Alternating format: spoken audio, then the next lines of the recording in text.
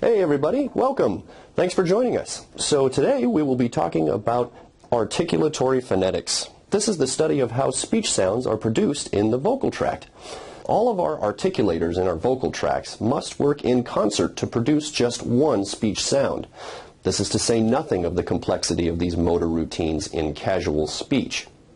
So, just a note, we will be focusing on the phonetics of spoken languages, and more specifically, consonant sounds in North American English in this video. So, what's the difference between consonants and vowels, you might ask? Well, basically, consonants involve some constriction of airflow, whereas vowels do not. When linguists describe consonant sounds, we use three criteria: voicing, place of articulation, and manner of articulation. Let's talk about each of these in turn. Voicing, or state of the glottis, refers to what the vocal folds are doing. When air passes through open vocal folds, we call these voiceless sounds. When air passes through vibrating vocal folds, we call these voiced sounds. You can feel the difference between voiced and voiceless sounds by putting your hand right here on your Adam's apple if you're a male, or where your Adam's apple would be if you're a female. So produce these two sounds in succession.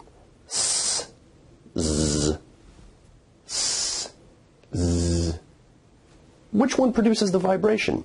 You should feel that z produces a vibration, so it's a voiced sound, whereas s does not produce the vibration, so it's a voiceless sound.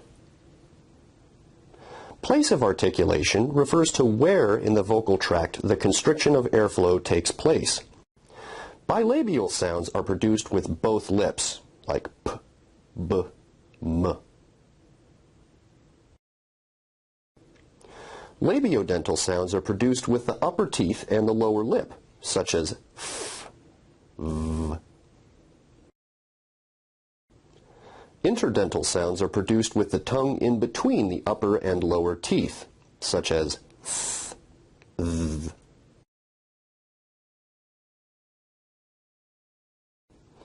Alveolar sounds are produced with the tongue at or near the ridge right behind the upper front teeth, such as t, d, s.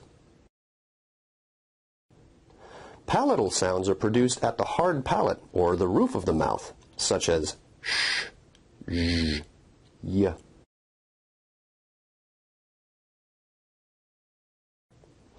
Velar sounds are produced at the velum or soft palate, such as k, g. And glottal sounds are produced at the glottis, or the space between the vocal folds, such as h, or the catch in the throat, as in Batman. Manner of articulation refers to how the airflow is constricted in the vocal tract. Stop sounds result from a complete constriction of airflow, followed by a release of that air, such as p, t, k, b, d, g. Fricatives are sounds produced when the tongue approaches but does not make contact with a place of articulation, causing a bottleneck of the airflow. And this gives the sound a friction-like quality, such as v, th, z, sh. Affricates result from a sequence of stop plus fricative in rapid succession. So the affricate ch represents t plus sh, just as the affricate j results from d plus j. Nasal sounds are produced when the velum is lowered, allowing air to pass through the nasal cavity, such as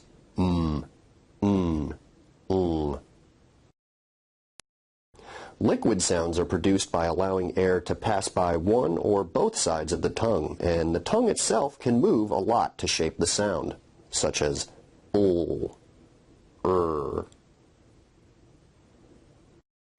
Glide sounds are produced with very little constriction of airflow, so little, in fact, that they are often referred to as semivowels, such as w, y. And finally, we have tap sounds. Tap sounds involve a rapid flick of the tongue to some place of articulation. In North American English, we only really have one tap, and that's at the alveolar ridge. You can hear the tap sound in the word butter. Butter. Now notice where we write it with two T's in English that your tongue is producing a tap sound there rather than a full stop or plosive sound. So in North American English you say butter. Now as compared to in received pronunciation where you say butter, that involves a full T stop. Okay, we've discussed these three criteria for describing consonant sounds: voicing, place of articulation, and manner of articulation. And when linguists talk about a consonant sound, they do so in that order. So, for example, the sound B is considered a voiced bilabial stop. S is a voiceless alveolar fricative. That's it for this video. Thanks so much for watching. Hope you enjoyed it.